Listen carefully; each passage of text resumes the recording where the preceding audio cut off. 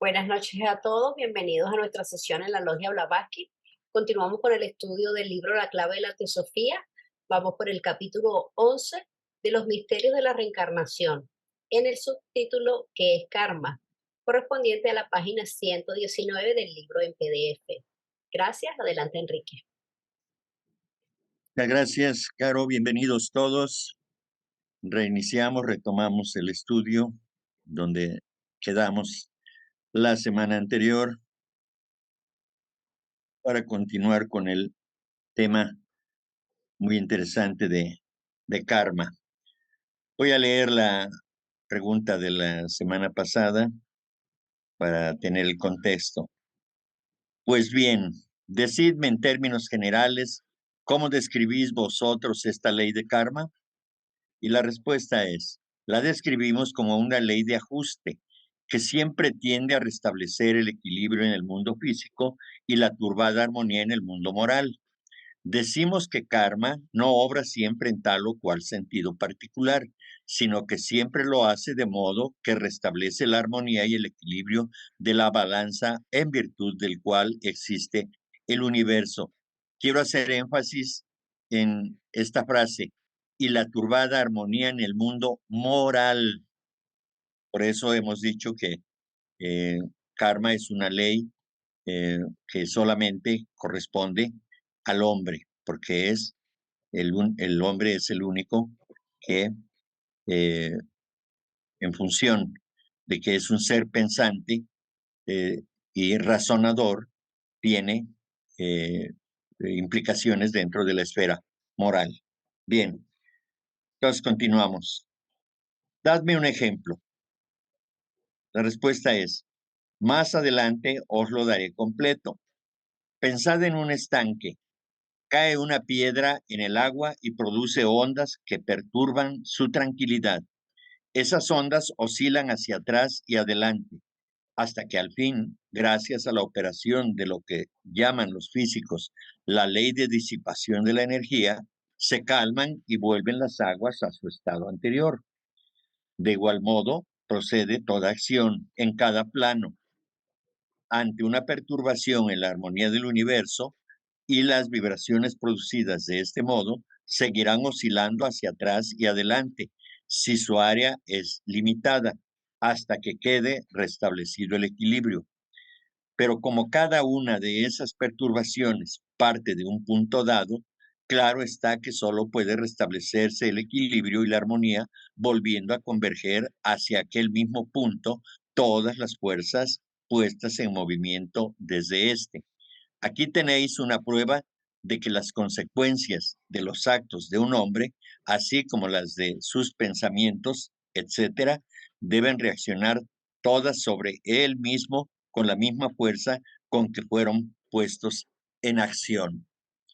Bien, entonces aquí vemos con el ejemplo del estanque cómo efectivamente si cae un objeto en un punto determinado, digamos que cae en el centro del estanque, entonces las ondas se empiezan a difundir hasta que chocan con el límite del estanque y regresan. Esas ondas regresan hacia dónde, hacia de donde partió precisamente hacia el centro, de donde cayó el objeto, y así hasta que va perdiendo fuerza definitivamente, pero una y otra vez regresan al punto de donde partió para restablecer nuevamente el equilibrio. Y eso sucede exactamente con el hombre.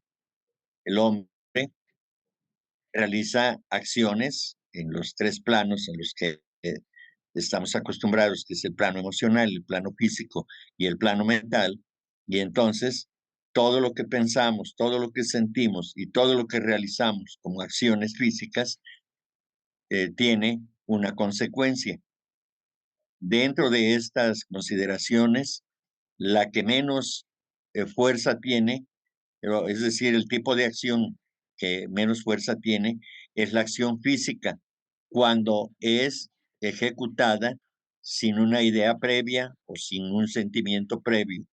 Es decir, que si realizo algo que pues por algún movimiento eh, de mi cuerpo tengo que ejecutar por alguna causa, el karma no es tan pesado como cuando se programa a través de la mente una acción, digamos, buena o mala. Vamos a decir que pensamos, planeamos algo para beneficiar a alguien, entonces ese asunto recae directamente sobre el plano mental y lo mismo en el plano emocional. Entonces, si nuestras acciones tienen que ver con las emociones, entonces eh, son afectadas las emociones, desde luego, sentido. Entonces, todo esto tiene que ver efectivamente con que si el hombre es responsable de tal o cual acción, el hombre debe responder por eso mismo, hasta volver a armonizar aquello que desarmonizó. Eso hablando en sentido negativo. Si es en el otro sentido, en sentido positivo, es decir, que realiza acciones o una acción eh, que acrecienta el beneficio para una persona o un cierto número de personas, pues entonces eh, eso fortalece la armonía. No diremos la acrecienta, porque la armonía no puede ser acrecentada, pero sí fortalecerse en su ámbito, en el ámbito del hombre únicamente. Aquí me surge una duda. Tú Sí, ahorita, Enrique, hablabas con respecto a que si se lanza una piedra en un estanque, cuando el estanque llegue a la pared, las ondas van a rebotar. En el caso de los lagos, pues la onda, si tú avientas una piedra, se va disipando en el lago. Pero ahorita me quedé pensando, bueno, y en el caso de nosotros como humanos, ¿cuál sería, cuál sería esa pared que hace que nos rebote? Otro ser humano que hace que tengamos conciencia o esa onda se disipa en la medida del comportamiento de cada ser humano. Ahí sí me gustaría si lo puedes aclarar, porfa. sí. Pongamos pues dos ejemplos, ¿no? Si, si yo realizo una acción para hacerte daño y tú lo sabes, tú sabes que yo trato de hacerte daño, entonces tú vas a tener una respuesta para mí. Puede ser una respuesta más agresiva o amorosa, ¿sí? Entonces, ya esa onda, esa forma de pensamiento, esa forma mental, alcanzó un objetivo, llegó al objetivo, que eres tú. Entonces, tú regresas, digamos, es una onda de vibraciones, vamos, es una onda vibratoria que alcanza el objetivo, que eres tú, porque te quiero dañar. Entonces, tú puedes responder de manera violenta también o de manera amorosa. Y entonces, si es de manera violenta, va a llegar el momento en que eso va a ocasionar un choque tremendo, como ocurre con las olas del mar, que una ola va hacia la playa y la otra va de regreso y chocan en un momento determinado. Entonces eso hace que estalle esas ondas ahí, ¿no? Bien, si es de forma amorosa, tu respuesta, que tengas una consideración hacia el agresor, hacia mí, por ejemplo, que digas, bien, pues yo no voy a obrar mal, al contrario, le envío buenos pensamientos y demás, ¿no? Entonces, esa es una forma de interactuar y de que eso tenga consecuencias parecidas a las emitidas por mí, o de la otra forma, eh, se suavizan porque ya no encontré respuesta y resulta que al no encontrar respuesta violenta de tu parte, entonces esa mala energía que yo envié regresa a mí en forma de dolor, de sentimiento, de frustración porque no hubo una respuesta. y entonces pues puedo volver a intentarlo, pero una y otra vez encontrará, digamos, esa barrera amorosa y entonces pues hasta llega el momento en que yo puedo desistir de esa consideración y si no, por la vía dolorosa. Nos enfrentamos los dos y entonces medimos las fuerzas y ahí va, generalmente hay un resultado, ¿sí? Y ese resultado llega a su clímax, la parte más elevada del- de la confrontación, pero también llega un momento en que decae y entonces esa sería la forma en que pudiéramos eh, dar el ejemplo de, de cómo funciona karma. O, o si esa emisión de energía mental que yo hago no encuentra el objetivo, pues llega el momento en que como no encontró el objetivo, regresa hacia mí. Ese es el punto. Y entonces, eh, pues funciona ya una vez de que puede encontrar el objetivo o funciona de la misma manera, no habiendo encontrado tampoco nada. Y entonces esa energía, como yo la generé, entonces el universo me la regresa. de una- Bien, y es en sentido positivo o negativo, es decir, si lo emitimos con una mala intención, va a regresar. Si lo emitimos con una buena intención, va a regresar. Es un premio bien ganado. Es la retribución precisamente. Ya habíamos hablado que es una ley retributiva. Entonces nos retribuye para bien o para mal. Bueno, generalmente es para bien, porque a través del dolor también aprendemos con esas experiencias que nos sacuden. Sí, Enrique, esta ley obviamente opera en todos los aspectos, ¿no? Sí, Pero al final de cuentas me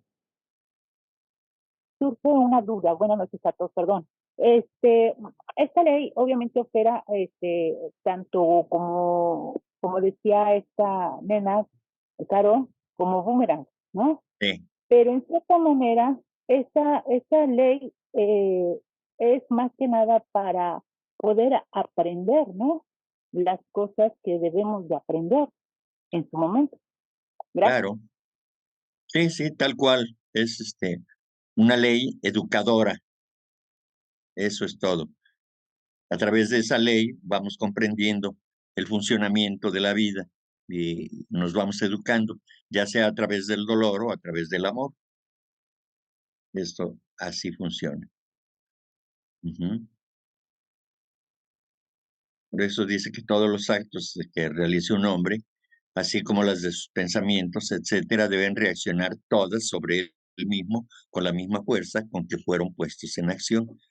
Por eso decía que las del cuerpo físico, como no hay una premeditación, cuando eso sucede, desde luego que de pronto realizamos algo sin pensar, entonces eso no tiene tanto peso como cuando se planea y hay un sentimiento, hay una emoción que nos impulsa. ¿Sí? Pero sí, es así, Pati, tal cual, tal como lo dijiste. Y es una ley educadora. Ayudar. Estos actos que nosotros realizamos son tanto positivos como negativos, pero hay que preocuparnos más en los negativos para volverlos positivos. ¿Hay algún arrepentimiento que nosotros pudiéramos hacer? Obviamente ya el acto ya está, ¿no? Para que sea disminución de nuestra, ahora sí, retribución. No, no disminuye en nada. Aplicaremos el dicho famoso, palo dado ni Dios lo quita. Es decir, ya se realizó la acción, ya quedó grabada en la luz astral. El arrepentimiento solamente sirve como un acto de fortalecimiento del carácter de la persona que comprende que hizo algo que no estuvo correcto y eso debe quedar, desde luego, ya como un valor a preservar por parte de ese individuo que ya se arrepintió, sinceramente quiero pensar, y que entonces eso ya le sirve. La mala acción o las malas acciones que realizó y le parecieron mal, al final lo hacen que recapacite, que reflexione y que tome una decisión en ese sentido. Me arrepiento, pero no le va a quitar en lo más mínimo la respuesta que merece. La pregunta es, pero no encuentro en esa ley carácter moral alguno. Me parece igual a la sencilla ley física de que la acción y la reacción son iguales y opuestas. Y la respuesta, no me sorprende oíros decir esto. Tan inveterada es entre los europeos la costumbre de considerar la razón y la sin razón, el bien y el mal, como cuestiones que dependen de un código de ley arbitrario, fijado por los hombres o impuestos por un Dios personal. Pero nosotros, los teósofos, decimos que bien y armonía, así como mal y falta de armonía, son sinónimos. Además, sostenemos que todo dolor y todo sufrimiento son resultado de la falta de armonía y que la causa terrible y única de la perturbación de aquella es el egoísmo en una forma u otra. Por consiguiente, karma devuelve a cada hombre las consecuencias precisas de sus propios actos, sin tener en cuenta para nada su carácter moral. Pero, puesto que recibe lo que le es debido por todo, es evidente que tendrá que expiar todos los sufrimientos que haya causado, exactamente del mismo modo que recogerá con júbilo los frutos de la felicidad y armonía que haya contribuido a producir. No puedo hacer más en vuestro beneficio que citaros ciertos trozos sacados de libros y artículos escritos por aquellos de nuestros teósofos que dieron una idea correcta de karma. Bien, creo que esto fortalece la idea que ya comentamos en la respuesta anterior. Y, aquí solamente decir que cuando dice devuelve a cada hombre las consecuencias precisas, es decir, ni más ni menos de lo que merece. Es exactamente la misma medida que, que merece, ni más ni menos. No por arrepentirse o no por ponerse más irascible o con más firmeza, no, ya lo hecho, ya está. Y entonces por eso queda grabado y entonces desde la luz astral se regresa exactamente lo mismo, ¿sí? Es decir, si causó dolor, va a recibir dolor, ¿verdad? Y si ocasionó felicidad, va a recibir la correspondiente felicidad por sus actos razonados y con una emoción elevada o baja, pero es exactamente lo que le corresponde, ni más ni menos. No hay, no hay de que, no hay un señor del karma encolerizado, no, solamente se aplica la ley tal cual, sin mayor, es decir, sin una emoción de parte de la ley. La ley es justicia pura solamente, eso es todo. La ley de karma es justicia pura. Sí, tengo una duda que me surgió aquí. A ver, Obviamente he leído lo que serían las escrituras. Es ahí donde menciona que lo que siembras cosecharás, ¿no? sí. En cada persona. Pero en teología, que yo estudié un año, nos decían que para poder, obviamente no se va a quitar el acto que tú cometiste, pero sí te llevas una satisfacción en el aspecto de pedir perdón a la persona, a la persona a la cual cometiste, sobre todo Ujú. para disminuir culpa, ¿no? ¿Es válido? Solamente dijiste para disminuir culpa. Muy bien. Es decir, para sentirse menos culpable, pero no quita nada de la respuesta retributiva, ¿sí? Porque el solo arrepentimiento no tiene valor por aquello que ya se hizo. Repito, tú citaste, no sé si citaste a Pablo, ¿sí? No os engañéis, dice, de Dios nadie se burla, es decir, de sus leyes, ¿no? Nadie se burla. Lo que un hombre sembrare, eso mismo cosechará. Aquí no importa si hay arrepentimiento. Por supuesto que le dará algún alivio a sí mismo y posiblemente también le dé algún alivio o alguna satisfacción a la persona que recibió el mal, pero eso no le va a quitar aquello que hizo. Y sí también, desde luego, que por ese arrepentimiento y por haber hecho sentir bien a esa, se encadena otra respuesta retributiva, ¿sí? Es decir, lo que hiciste sentir mal a una persona, vas a tener que pagar por eso, pero ahora la hiciste sentir bien porque reconociste que hiciste daño y entonces, consecuentemente, también vendrá una respuesta en ese mismo sentido. Y lo mejor de todo es de que si fue un acto sincero, entonces eso le va a enriquecer, le va a fortalecer internamente al que pidió, el que hizo la obra de la acción de arrepentimiento, ¿no? Entonces, eso, eso es así. Pero, repito, según lo que dicen los textos, en este sentido, el arrepentimiento no va a quitar en lo más mínimo lo que ya realizó y que va a tener una respuesta. Tengo otra pregunta, Enrique. Entonces, obviamente los textos teosóficos nos recomiendan, no sé, porque no he leído mucho, en alguna frase que haya escrito la señora Blavatsky, antes de morir, por eso mucha gente se empieza a despedir y obviamente empieza a pedir perdón. Sí, bueno, pues esos son los sentimientos de culpa que tienen las personas o personas conscientes que creen que pudieron haber eh, lastimado a alguien, pero no se dio cuenta porque nunca hubo un reclamo o alguna cosa. Entonces, pues hay personas que piden perdón por si acaso llegaron a lastimar a alguien de sus cercanos, ¿no? Sus familiares o amistades, ¿sí? Y aún aunque no estén en el proceso de la muerte, ¿no? Pero generalmente, eh, hay personas que piden perdón por alguna acción que hayan realizado o por tener un carácter determinado y que haya hecho sufrir a otros, ¿sí?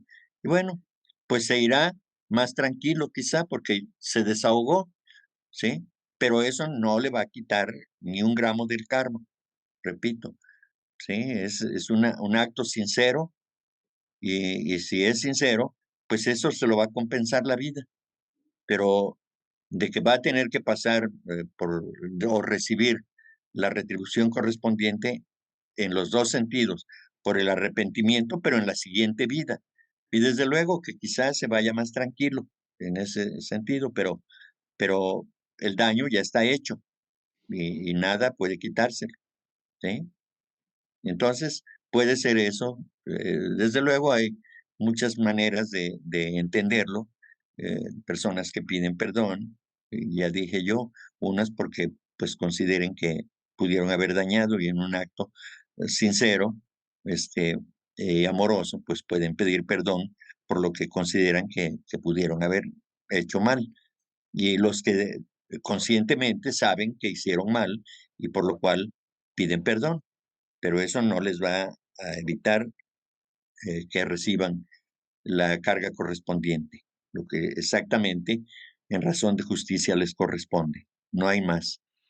Bueno, yo he experimentado más o menos de lo que está hablando Patti, que cuando uno hace daño a alguien y uno reconoce que hizo daño porque tiene uno coraje, porque pues le tiene cierto rencor a esa persona por algo que pasó anteriormente, y cuando uno llega a herir a alguien y pide perdón a la persona que recibió la agresión, y la persona que la recibió también responde de una manera afirmativa, no te preocupes, está bien, no hay mucho problema, uno se libera bastante del rencor. Parece mentira, pero como que uno descansa de ese rencor, de ese odio que sentía por esa persona. Y es una sensación muy agradable, porque hasta ahí llegó el coraje, el rencor, porque a lo mejor había un malentendido y entonces al reaccionar negativamente uno entendió que realmente fue un malentendido y entonces uno se libera bastante de ese coraje, de ese rencor que existía en mí y que en realidad no tenía bases sólidas. Nada más quería decir eso, gracias. Gracias, Salomón. Y repito, es solamente para consuelo, para alivio de aquel, sin nada más, porque la ley no puede ser burlada. O si es burlada, habrá consecuencias en la misma medida que fueron desarmonizada la ley o el universo. Completamente de acuerdo, Enrique. Bien. Entonces, vemos aquí que todos estas consideraciones sobre la ley de karma, el mal que recibe el hombre por malas acciones no es, como dice aquí, no dependen de un código de ley arbitrario fijado por los hombres o impuestos por un Dios personal. No, es una ley universal y eterna. ¿Sí? Entonces, que es coetánea, es decir, es de la misma edad, nació al mismo tiempo que nació el universo. Cuando nace el universo manifestado, se pone en funcionamiento la ley de karma, por supuesto. ¿Sí? Entonces, desde su origen, es una ley que existe en razón de que existe el universo. Decía en la parte final de la anterior pregunta. ¿Sí? Entonces, la ley de karma existe en razón de la existencia del universo, porque si no hay un universo, no se puede aplicar. Mucho lo deseo, es decir, la explicación, ¿no? Pues vuestra literatura respecto a este punto me parece muy escasa. Y la respuesta es, esto se debe a que es el más difícil de todos los puntos de nuestra doctrina. Hace algún tiempo una pluma cristiana nos hizo la siguiente objeción.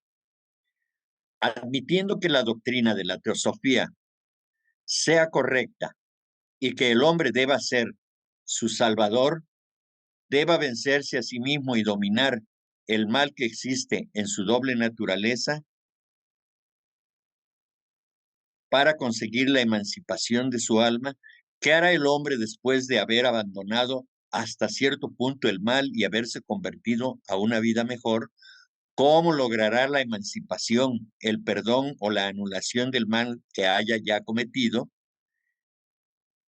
A esto, el señor J.H. Connelly contesta muy oportunamente que nadie puede hacer que la máquina teosófica siga el mismo rumbo que la teología. Dice así, que sea posible eludir la responsabilidad individual no forma parte de los conceptos de la teosofía. En esta creencia no existe el perdón ni la supresión del mal ya cometido, excepto por medio del castigo adecuado al que ha faltado y el restablecimiento de la armonía del universo, turbada por su mala acción. Fue hecho el mal y mientras otros tienen que sufrir sus consecuencias, la expiación corresponde al que lo produjo.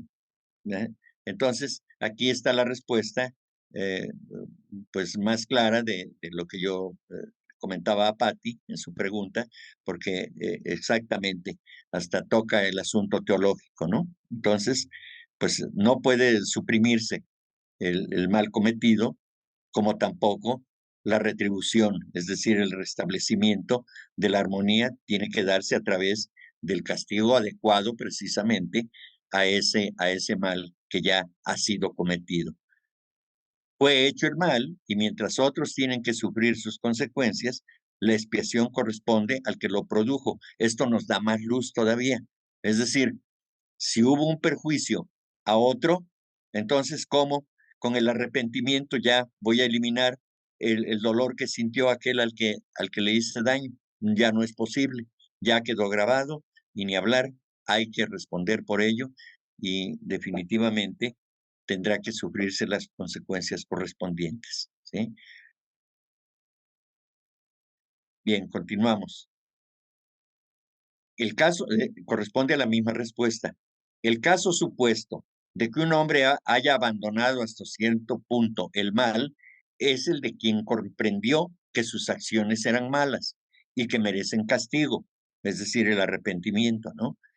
En semejante reconocimiento es inevitable un sentimiento de responsabilidad personal y el sentimiento de esta terrible responsabilidad debe estar en proporción exacta del grado de su conversión, es decir, se convirtió de aquello malo a algo bueno y positivo, ¿no? Y cuanto con mayor fuerza pese aquella sobre él, tanto más se insiste en que acepte la doctrina de la expiación por procuración, es decir, que debe de eliminar la culpa a través de, de, de la retribución correspondiente, ¿sí? Bien. Le dicen también que debe arrepentirse, pero nada es tan fácil como esto. Es una agradable debilidad de la naturaleza humana la que nos hace arrepentirnos muy fácilmente del mal que hemos hecho, cuando nos llaman la atención sobre ello y después que hemos sufrido o disfrutado de sus resultados. Es probable que un minucioso análisis del sentimiento en cuestión nos demostrase que nos arrepentimos más bien que la necesidad que pareció exigir el mal como medio de conseguir nuestros fines egoístas, que no del mal mismo, ¿sí? Entonces, pues ahí se nota que hay egoísmo, definitivamente, ¿no? Entonces, eh, para no sufrir una consecuencia de una respuesta en la misma medida, entonces, yo digo, pues me arrepiento de lo que hice, ¿sí? Y entonces, pues es una manera grata de decir, bueno, ya con esto me libero, ¿no? ¿Sí? Se liberará de una respuesta quizá eh, violenta o dura, pero no de las consecuencias de que ya mm, ocasionó, es decir, si ocasionó daño, va a tener que pagar, va a tener que responder por ese mismo mal que hizo. Bien, Enrique, adelante. una pregunta. Sí. Según el cristianismo, cuando estuve en teología, nos decían que todo lo que nosotros hacemos es perfecto, porque al final de cuentas es un aprendizaje a nuestra vida. Obviamente el arrepentimiento pues no es ¿cómo te diré? Muy benéfico, Constructivo. ¿no? Porque Ujú, el acto ya lo hiciste, ¿no? ujú. Pero que ese acto que tú viviste o con esa persona, que ya estaba predestinado para tu aprendizaje. ¿Tú qué sabes de eso? Gracias. Bueno, no es que sepa, es que yo trato de interpretar lo que nos dicen los textos y en ese sentido, pues aplicando la ley de karma, pues el hombre a través de su libre albedrío puede hacer o no. Desde luego que en el caso de la interrelación con ciertas personas, sobre todo eh, con compañeros de trabajo o con los familiares particularmente, entonces en la familia se dice que venimos a aprender en ese núcleo de personas, de almas, mejor dicho, ¿sí? Entonces, eh, ahí vamos a poder aprender a tener paciencia, a ser amorosos, a ser cooperativos con el objetivo de la familia, porque todas las familias tienen un objetivo primordial.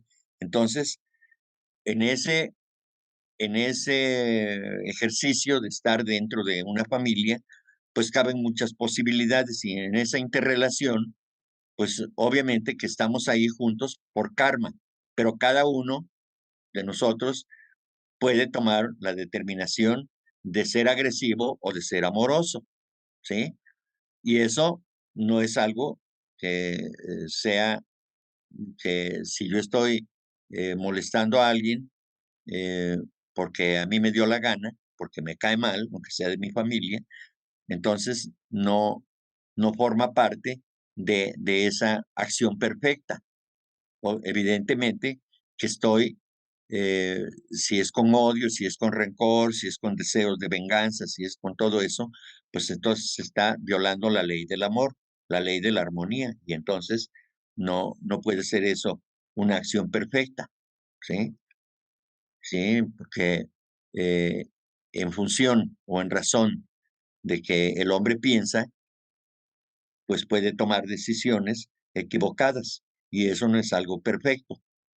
¿Sí? Entonces, son acciones que el hombre realiza por su capacidad de razonar y que considera que pues, debe actuar de tal o cual forma y que eso es lo correcto y eso no es no es una acción perfecta.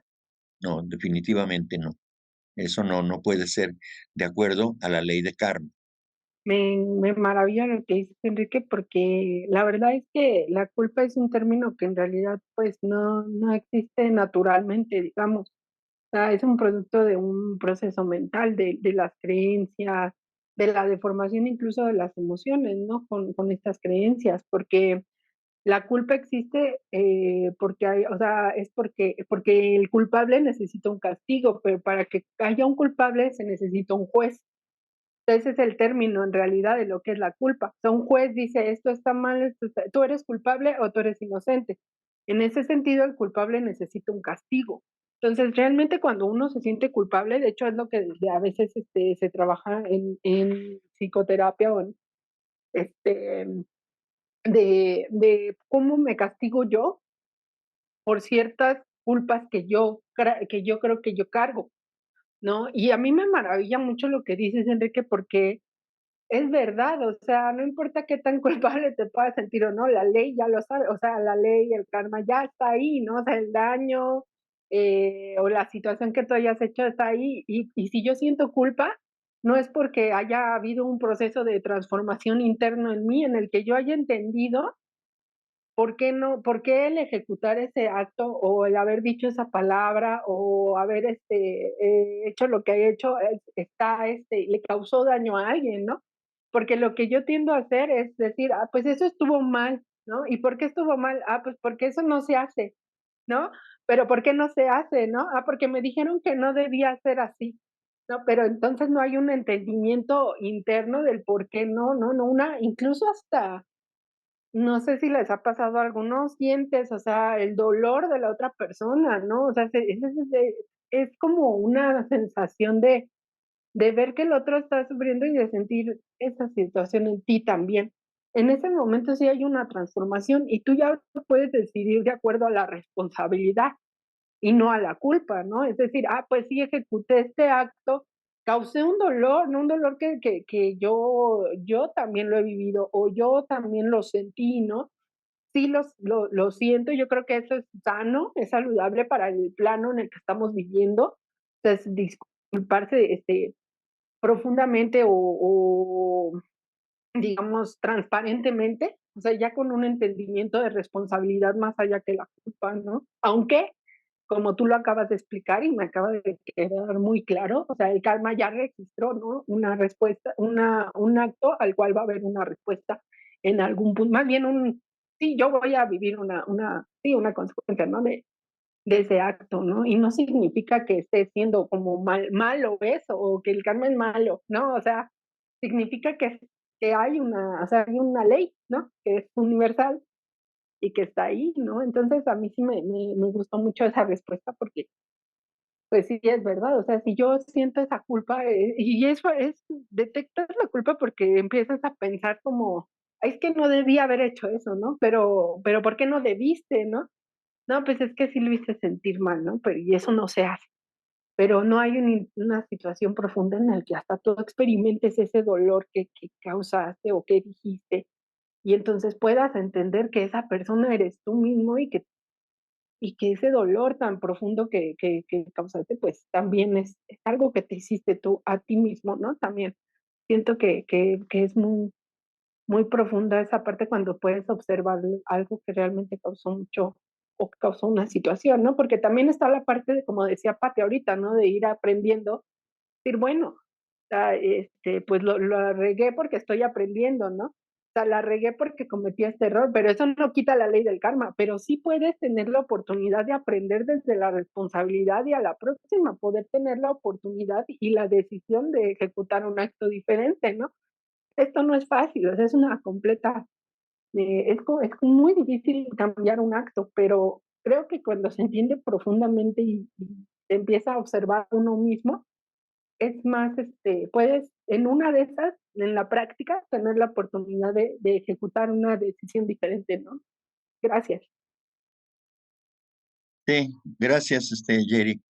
Efectivamente, no hay culpables, hay responsables. Y el responsable debe responder precisamente por los actos que han ocasionado dolor. Buenas noches. Mire qué bonito que enfoca el karma Blavatsky en el, porque nosotros en Occidente lo vemos como o sea, lo comparamos como el bien y el mal medido con la moral cristiana. Y entonces, cuando usted ve karma es un término que es mucho más oriental, que es casi sánscrito. Entonces, el karma es una ley o un principio que opera en Maya, en en la perfecta ilusión, y es, como ella misma dice ahí, terriblemente real, ¿no? Y, y si usted o sea, lo ve desde la moral cristiana, entonces ahí en el siguiente párrafo incluso le dice, y usted va a purgar sus pecados arrodillado en la cruz. Y pues eso no tiene nada que ver con el concepto de karma como ley de flujo-reflujo, que esto se utiliza mucho o se ve mucho es en los temas de hechicería y eso, cuando usted trata de equilibrar las energías para poder generar alguna acción real digamos que en este plano. Entonces, esa ley de karma como ineludible y como lo está tratando de explicar es perfectamente visible, perfectamente viable y perfectamente inevitable en este plano. Y el arrepentimiento ni nada de esa vaina sirve. La única manera, por allá la da el Buda en la ley de Dharma, de cómo evitar usted la ley de karma y hay unas formas que se llama como pensamiento correcto y acción correcta, que es lo que va a evitar que esa ley de flujo y reflujo se dé digamos que en su vida. Eso es todo, muchas gracias. Sí, gracias, Elmer. Sí, así es efectivamente, ¿no? No se puede violar una ley y quedar sin castigo. En este caso, la, la ley de karma, que es una ley universal y que no tiene que ver en su aplicación, no tiene nada que ver en las decisiones del hombre. Es decir, si el hombre, por ignorancia o aún en conocimiento, la viola, sabe que habrá una respuesta. Realmente nuestro termómetro de reflexión es nuestra conciencia para decir esto estuvo bueno y esto estuvo malo. No es, yo no encuentro otra manera de definirlo más que a través del daño, del dolor que pueda ocasionarse a, a un tercero. Eso sería, ese es el parámetro. ¿Sí? Hiciste daño, si no querías hacer daño, pero lo hiciste, ya lo hiciste. ¿Sí? Entonces es en función del grado de dolor que propicias en el otro o en los otros. Eso es, no hay un parámetro definido, es en función de la intensidad del dolor que uno ocasiona o de la felicidad también, para que no se entienda que karma solamente es una ley que aplica para lo negativo. No, karma es universal y aplica para todo, para lo bueno y para lo malo. Les agradezco la atención para esta parte de la sesión de la clave de la teosofía y la continuaremos la siguiente semana.